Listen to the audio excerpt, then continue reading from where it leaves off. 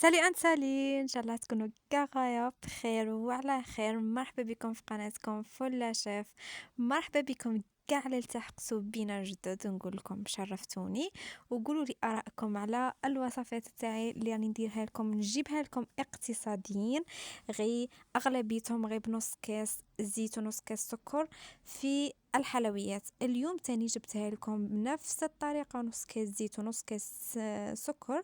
فاش في البسبوسة هنا نبدو بسم الله على بركة الله. جبت لكم نص كاس سكر عفوا، ونص كاس زيت، ونص كاس حليب، وكاس قل اصبع سميد متوسط. اللي تبغي دير رقيق ديري رقيق، تبغي ديري المتوسط ديري المتوسط كيما عندك وكيما تبغي. هنايا وحاجه باينه زوج بيض نسيت باش نحطهم مع المقادير، بصح راح نوريها لكم في طريقه التحضير. هنايا باش نبدو ما نبدوش بالبيض الا اللي يعرفني راه يشوف فيا باللي انا شويه نبش. هنايا نديرو نص كاس سكر مع نص كاس زيت ونخلطو تخي تخي تخي بيان. واحد الدقيقه عاده باش نروحو نضيفو الحليب نتاعنا، وتاني نكرر الخلط. اللي تبغي دير بالباتر ديري بالباتر، بصح اتونسيون تدربي الباتر من ديري السميد، لان السميد ما يحتاج تخلط بزاف، سينو ما يجيكم معجن من يطيب ويخرج من الطياب. خاصة المتوسط، الرقيق بالك نسمحوه فيه، بصح المتوسط حذاري. المهم كما راكم تشوفون من بعد ما ضفت هذاك نص كاس حليب زدت ضفت زوج بيضات، وهنايا نخلط جيدا، وهذه جيدا تساوي دقيقة حتى لدقيقة ونصف. هذا مكان من بعد ما نخلطو نروحو نجيبو هذاك الكاس السميد تاعنا، وثاني نرموه مع هذوك السوائل قاع كما راكم تشوفوا. وصاي في هاد الاخرى في هاد اللقطة ضربوا غير واحد زوج ثلاثة أربعة خمسة ستة، غير قد هكا ما يختفي هذاك السميد. هذا مكان ما تضربوش كيما كنا نديرو. واكيد بلا ما ننسو هذاك الكيس الحلويات. انا هنا صراحة كان عندي غير نص ودرته سما كل شي جا نص نص اصاختي. والله العظيم لا جات بسبوسة وعليها الكلام.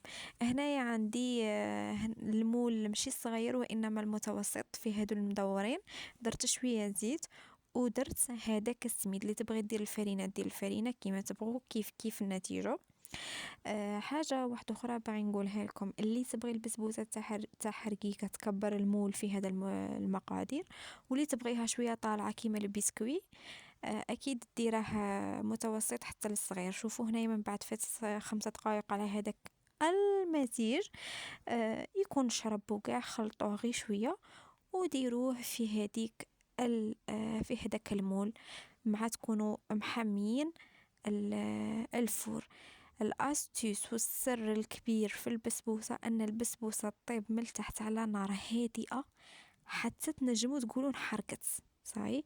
هذا السر من الاسرار اللي ما يمدوش في البسبوسه، على بها تجيهم معجنه وما شي طايبه مليح مليح.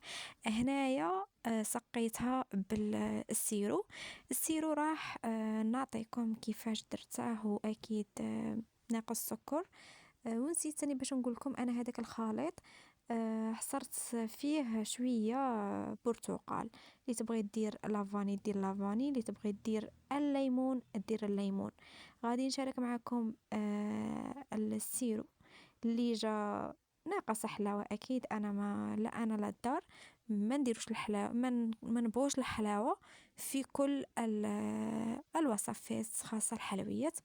هنا شوفوا لي كيفاش خرجت بنونة لذوذة. شوفوا والله العظيم ما تشبعوها، خاصة كي تكون ناقصة سكر مع تسكروا هذاك اللاتاي وكاع تجيكم سوا. احنا السيرو باينه هادي نكونوا حضرناه ساعة قبل كاع ما نبدو هذاك المزيج نتاع البسبوسة. شاف فيه انا ما نستخدمش كاس سكر، انا مضروبه على السكر ما نستخدمهش بزاف. ثم باينه بلي غادي ندير نصف كاس سكر مع زوج كيسان ونصف الماء.